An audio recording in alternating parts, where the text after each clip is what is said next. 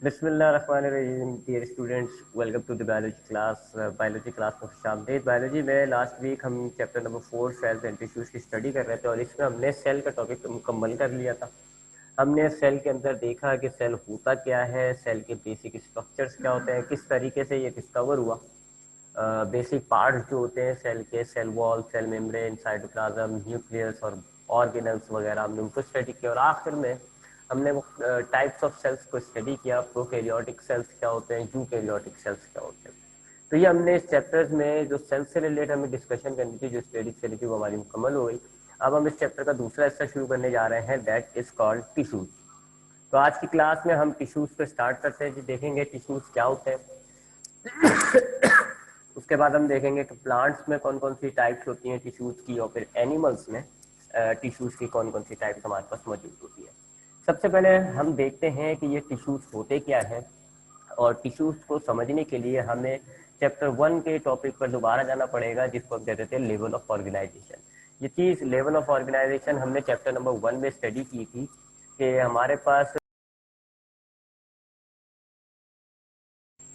तो chapter number 1 में हमने एक टॉपिक पढ़ा था, लेवल ऑफ ऑर्गेनाइजेशन, और इस टॉपिक में हमने देखा था कि ये जो लिविंग ऑर्गेनिजम्स होते हैं, इनकी बनावट, इनकी जो ऑर्गेनाइजेशन होती है, इनकी बनावट जो होती है, स्ट्रक्चरल की बात हो रही है, वो लेवल्स की सूरत में होती है।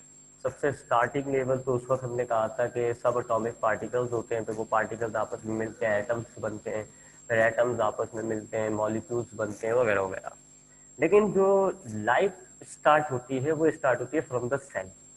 तो अगर हम लिविंग का बेसिक यूनिट बोलते हैं तो फिर हम सेल को बेसिक यूनिट बोलते हैं, क्योंकि लाइफ सेल से स्टार्ट होती है। सेल आपकी लाइफ का सबसे छोटी एंटिटी इस दुनिया में मौजूद है। सबसे छोटी चीज जो है लाइफ के एतबार से वो सेल है, और सेल से नीचे के जो लेवल्स होते हैं वो फिर हमारे लिविंग नहीं होते।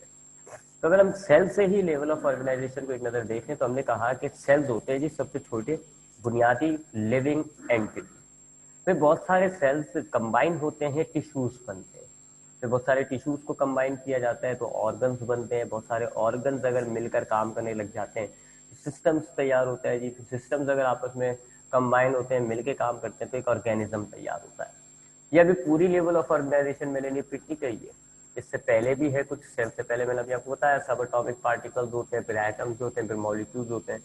इसी तरह ऑर्गेनिज्म के बाद भी होते हैं जी लेवल्स आपके पास। ऑर्गेनिजम्स के बाद स्पीशीज होती है, पॉपुलेशन, कम्युनिटी, वगैरह वगैरह। लेकिन अभी हम खाली लेवल ऑफ ऑर्गेनाइजेशन के खाली इस टुकड़े को देख रहे हैं।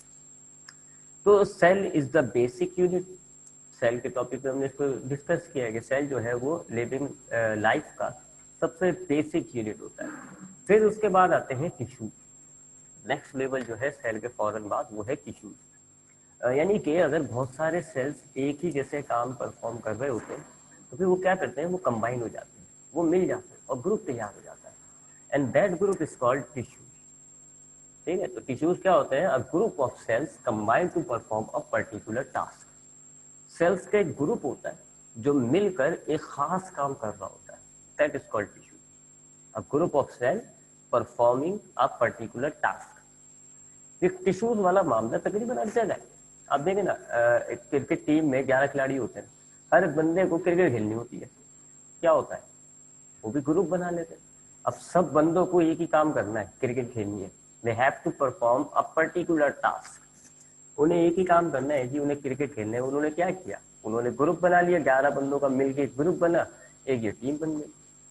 आप लोग क्या है इस वक्त, आप लोगों को भी, आप सबों के इस वक्त पर्टिकुलर टास्क है जी, आपको बायो पढ़नी है, बायोलॉजी स्टडी करनी है। आपने क्या किया जी, आप सबका, चूंकि तो इस वक्त अगर आप अपनी एग्जाम्पल लें तो आपके साथ भी मामला यही है कि आप सबको बायो पढ़नी है, बायोलॉजी स्टडी करनी है। आप सबका काम एक जैसा है ना, पर्टिकुलर टास्क है आपका, सबका एक जैसा काम है। तो आपने क्या किया, आपने भी एक ग्रुप बना लिया, आप भी एक ग्रुप बना के स्टडी कर रहे हो, इससे फायदा ही हो रहा है आप लोगों को। सिमिलरली स्कूल्स के अंदर हम देखते हैं जी कि वो एक 9th क्लास के बहुत सारे स्टूडेंट्स होते हैं जी, सबको एक ही जैसा सिलेबस स्टडी करना होता है। तो उनका चूंकि सिलेबस एक जैसा है तो उनका पर्टिकुलर टास्क हो गया, एक ही जैसा काम करना है उनको। हम क्या करते हैं स्कूल्स के ओनर, उनको एक ग्रुप में मर्ज कर देते हैं, उनका एक ग्रुप बना देते हैं, उसको हम कहते हैं 9th class, matric class, 6th class, 7th class. तो ये प्रैक्टिस आपकी बड़ी कॉमन होती है। तो ये प्रैक्टिस आपकी बॉडी के अंदर भी हो रही है। आपकी बॉडी के बहुत सारे सेल्स हैं, अब इनमें से कुछ सेल्स पर्टिकुलर काम कर रहे होते हैं जी। कुछ सेल्स का काम होता है प्रोटेक्शन, कुछ का काम होता है बाइंडिंग ऑफ डिफरेंट ऑर्गन्स, कुछ का काम होता है जी कि खाना स्टोर करना, कुछ का काम जो है वो एंजाइम्स को खारिज करना। तो बहुत से आपके जो सेल्स होते हैं जिनका पर्टिकुलर काम होता है, जिनका एक जैसा काम होता है, फिर वो क्या करते हैं जी, वो ग्रुप बना लेते हैं और वो ग्रुप बन के थोड़ा सा साइज में बड़े हो जाते हैं, थोड़ा सा मिल के काम करने लगते हैं, ज़्यादा स्पेसियस हो जाता है, एंड दैट इज। तो हमारी बॉडी में भी यही मामलात होते हैं कि हमारे जो कुछ सेल्स होते हैं, अगर उनको एक पर्टिकुलर काम करना होता है तो फिर वो मर्ज हो जाते हैं, वो ग्रुप बना लेते हैं एक, और that group is called tissue. जैसे अगर हम अभी मिसाल दूं तो एक होते हैं जी मसल सेल्स, खास किस्म के सेल्स होते हैं, मसल सेल्स कहते हैं, उनमें सलाहियत होती है कि वो स्ट्रेच हो सकते हैं रबर बैंड की तरह। रबर बैंड की तरह आप उनको खींच लो, फिर जैसे आप उनको छोड़ोगे, रिलीज करोगे, वो अपने ओरिजिनल साइज में आ जाते हैं। तो स्ट्रेचेबल इलास्टिक टाइप के सेल्स होते हैं जिनको हम कहते हैं मसल सेल्स। ये एक मसल सेल की बात कर रहा हूँ मैं, एक स्पेशल एबिलिटी है। तो होता क्या है कि बहुत सारे मसल सेल्स, इसी जैसे मसल सेल्स जितने भी स्ट्रेचेबल वाले सेल्स होते हैं यानी मसल सेल्स, वो मिल जाते हैं, ग्रुप बन जाते हैं उनको, उसको हम कहते हैं मसल टिश्यू। और फिर ये जो टिश्यू होता है मिलकर, ये क्या करता है जी, आपके जो है मूवमेंट के अंदर बॉडी पार्ट्स को हरकत में लाने में काम करता है जी। आपकी इसकी वजह से मस्कुलर टिश्यू की वजह से आपकी बॉडी पार्ट मूव करते हैं। तो ये आप डायग्राम में देख रहे हैं, नीचे डायग्राम में देखें बहुत सारे सिमिलर से।